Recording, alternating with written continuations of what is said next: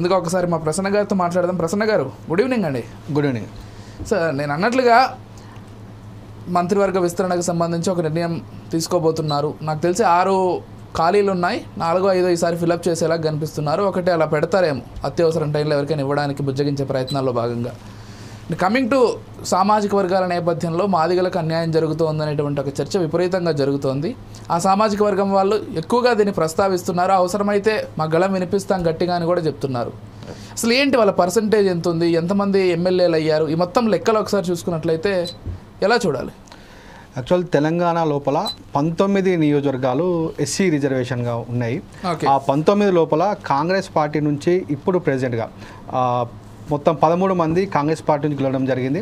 ఇంకో 2 బీఆర్ఎస్ నుంచి ఎస్సీ ఎమ్మెల్యేలు చేరడం జరిగింది. అంటే ఈ లెక్కన చూసుకుంటే కనుక 9 మంది మాల సామాజిక వర్గం చెందినటువంటి ఎమ్మెల్యేలు కాంగ్రెస్ పార్టీలో ఉన్నారు.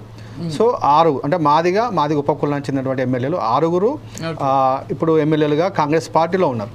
అయితే ఇప్పుడు కాంగ్రెస్ పార్టీ లోపల మాల సామాజిక వర్గం నుంచి ఉన్నటువంటి ఎమ్మెల్యేలలో డిప్యూటీ సీఎం బట్టి విక్రమార్క గారు, అదేవిధంగా స్పీకర్ గడ్డం ప్రసాద్, 2 మాల సామాజిక వర్గం నుంచి ఉన్నారు. మాదిగ సామాజిక వర్గం నుంచి చూస్తే కనుక ఎవరైతే దామోదర్ రాజనరసింహ వైద్య శాఖ మంత్రి ఉన్నాడో తను మంత్రిగా ఉన్నాడు. సో ఇది ఇక్కడ ఏమవుతుందంటే కాంగ్రెస్ పార్టీ ఏదైతే ఎస్సీ రిజర్వేషన్లు ఇచ్చిందో ఎస్సీ రిజర్వేషన్ లోపల 17% రిజర్వేషన్లు వాళ్ళు ఇవ్వాలని చెప్పేసి అంటూ ఉన్నారు. అయితే దీంట్లో మెజారిటీ వచ్చేసి మాదిగలకు ఏదైతే రిజర్వేషన్ ఇచ్చారో, మరి కాంగ్రెస్ పార్టీ అయితే మాదిగలకు రిజర్వేషన్ ఇచ్చినప్పుడు మాదిగలకు ఉన్నటువంటి ఎమ్మెల్యేలో కూడా వారికి ఆ శాతం ప్రకారంగా కాంగ్రెస్ పార్టీ ఇస్తున్న శాతం ప్రకారంగా అత్యధికంగా మాదిగలకు మంత్రి పదవులు ఇవ్వాలి. కానీ ఇక్కడ చూసుకుంటే కనుక ఎమ్మెల్యేలుగా అవకాశాలు ఎక్కువ మాల సామాజిక వర్గానికే ఇచ్చారు.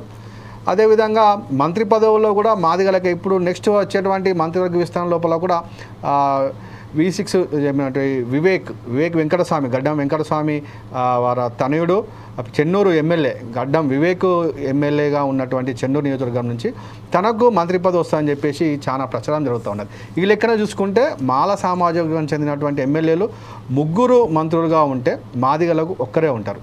అదేవిధంగా చైర్మన్లు కూడా చూసుకుంటే ఒకే ఒక్క ఎస్సీ మాదిగకు చెందినటువంటి ప్రీతంకి చైర్మన్ చేయడం జరిగింది. మా చైర్మన్లో కూడా మాదిగలకు ఎస్సీలకు అన్యాయం జరుగుతూ ఉన్నది. మరి కాంగ్రెస్ పార్టీ ఏదైతే రిజర్వేషన్లు చెప్తా ఉన్నదో ఆ రిజర్వేషన్లను ఖచ్చితంగా అమలు చేసి తీరాలని చెప్పేసి మాదిగ సామాజిక వర్గం చెందినటువంటి ఎమ్మెల్యేలు కానీ మాదిగ సామాజిక చెందినటువంటి నాయకులు కోరుతూ ఉన్నారు. అయితే ఇక మనం చూసుకుంటే కనుక పెద్దపల్లి నియోజకవర్గాన్ని చూసుకుంటే వెంకటస్వామి కాకా వెంకటస్వామి అని చెప్పేసి ఆయన నియోజకవర్గం చెప్పంటే మాలా సామాజిక వర్గం చెందినటువంటి నాయకుడు ఎంపీగా ఉన్నాడు, కేంద్ర మంత్రిగా ఉన్నాడు, కాంగ్రెస్ CWC మెంబర్గా ఉన్నాడు. అయితే ఈసారి జరిగినటువంటి ఎమ్మెల్యే ఎన్నికల లోపల వారి తనయులు 2 కూడా బెల్లంపల్లి నుంచి గడ్డం వినోద్, చెన్నూరు నుంచి గడ్డం వివేక్ 2 ఎమ్మెల్యేలుగా ఉన్నారు. అయితే వివేక్ ఏదైతే కాంగ్రెస్ పార్టీ లోపల ఎమ్మెల్యేగా చేరిన తర్వాత తన కొడుకు తన వారసుడిని పెద్దపల్లి ఎంపీగా అరంగేట్రం చేయడం జరిగింది, గెలిపించుకోవడం జరిగింది. అంటే ఈ లెక్కను చూసుకుంటే కనుక మాలా సామాజిక వర్గంకి కాంగ్రెస్ పార్టీ పెద్దపీట వేస్తున్నట్లు కనిపిస్తూ ఉంది.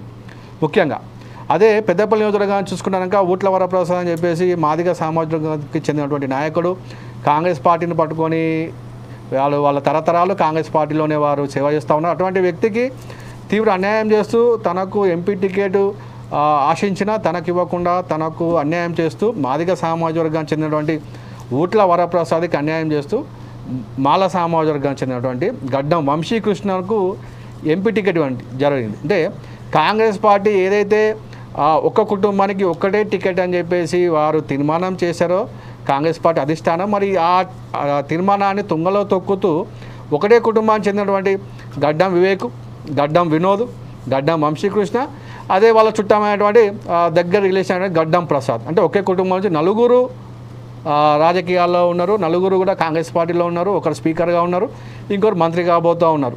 మరి ఈ లెక్కన చూసుకుంటే కనుక కాంగ్రెస్ పార్టీకి మాల సామాజిక వర్గానికి చెందినటువంటి నాయకులకే అన్నీ చేస్తూ ఉన్నారు, మాదిగ సామాజిక వర్గానికి చెందిన నాయకులకి అన్యాయం చేస్తూ ఉన్నారు. అయితే చూసుకుంటే కనుక ప్రజా సంఘాల జేఏసీ చైర్మన్ గజల కాంతమన్న కానీ తనకు ఎమ్మెల్యే టికెట్ ఇవ్వలేదు, ఆశించాడు. అదేవిధంగా మాజీ SC corporation chairman Pidamarthi Ravi తనకు కూడా అన్యాయం చేశారు, తనకు ఎమ్మెల్యే టికెట్ ఇవ్వలేదు. మాజీ మంత్రి ఆగం చంద్రశేఖర్ తనకు కూడా ఎమ్మెల్సీ ఆశించాడు. మొన్న తనకు ఇవ్వకుండా మాల సామాజిక చెందినటువంటి అద్దంకి దయాకర్కు ఎమ్మెల్సీ టికెట్ ఇవ్వడం జరిగింది. అంటే లెక్కన చూసుకుంటే కనుక మాదిగలు కాంగ్రెస్ పార్టీలో ఉన్నటువంటి మాదిగలకి కాంగ్రెస్ పార్టీ లోపల తీవ్ర అన్యాయం జరుగుతూ ఉందని చెప్పేసి మా ప్రతి ఒక్కరు కూడా ఎవరైనా కానీ చూస్తే చెప్పవచ్చు. అటువంటి పరిస్థితుల లోపల ఈరోజు మంత్రివర్గ విస్తరణ లోపల చూసుకుంటే మాల సామాజిక చెందినటువంటి వివేక్ ఇస్తున్నట్టు తెలుస్తూ ఉంది. అదే మాదిగ సామాజిక వర్గం చెందినటువంటి ధర్మపురి ఎమ్మెల్యే అడ్లూరి లక్ష్మణ్ కుమార్ కరీంనగర్ ఉమ్మడి కరీంనగర్ జిల్లాకి జెడ్పీ చైర్మన్గా చేశాడు. సీనియర్ కాంగ్రెస్ నాయకుడు 5 సార్ల ఎమ్మెల్యేగా పోటీ చేసి ఓడిపోయి 5వ సారి 6వ సారి తాను ఎమ్మెల్యే గెలవడం జరిగింది.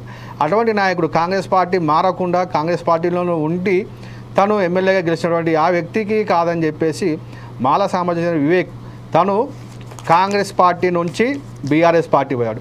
బీఆర్ఎస్ పార్టీ నుంచి మళ్ళీ కాంగ్రెస్కి వచ్చాడు. కాంగ్రెస్ నుంచి మళ్ళీ బీజేపీ పోయాడు. బీజేపీ నుంచి మళ్ళీ కాంగ్రెస్కి వచ్చాడు. అంటే తను ఏది ఉంటే మన తరాజులో ఎటు ఉంటే అటు బరువు ఉంటే అటు దూకినట్టు తను అటు ఇటు దూకినట్టు వ్యక్తికి మంత్రి పదవి ఇస్తున్నాడే కాంగ్రెస్ పార్టీ ఏం చెప్పదలుచుకుంది అనేది మనం ఆలోచించాలి. అంటే ఏంటి ఇప్పుడు మాదిగలు ప్రశ్నించట్లేదా, లేకపోతే సైలెంట్గా ఉన్నారని ఎక్కువగా ఇవ్వట్లేదా, ఎలా అర్థం చేసుకోవాలి? అదే ఇప్పుడు ఏంటంటే మాదిగలకు కాంగ్రెస్ పార్టీ అధిష్టానం ఏదైతుందో వారు సరిగా గుర్తింపునివ్వడం లేదు. మాదిగ సామాజిక చెందిన నాయకులు గట్టిగా ప్రశ్నిస్తలేరు అనుకోవచ్చు. ఎందుకంటే ప్రశ్నించడందే ఈరోజు రాజ్యం ఉంది. ఇప్పుడు అడగకపోతే అమ్మాయిని అన్నం పెట్టారు అన్నట్టు మాదిగ సామాజిక చెందిన నాయకులు గట్టిగా వారి గలాన్ని వినిపించకపోతే కనుక ఇంకా అన్యాయం జరిగే పరిస్థితి ఉంటుంది. ఇప్పుడు మనం చూసుకున్న మాదిగ సామాజిక చెందిన నాయకులు ఖచ్చితంగా అందరూ కూడా వారు ఢిల్లీకి వెళ్ళి అధిష్టానాన్ని ఖచ్చితంగా అడగాలని చెప్పేసి అందరూ కోరుతూ ఉన్నారు. మనతో పాటు పెడమర్తి రవి గారు కూడా జాయిన్ అయ్యారు, ఫోన్ ద్వారా సిద్ధంగా ఉన్నారు. వారు మాజీ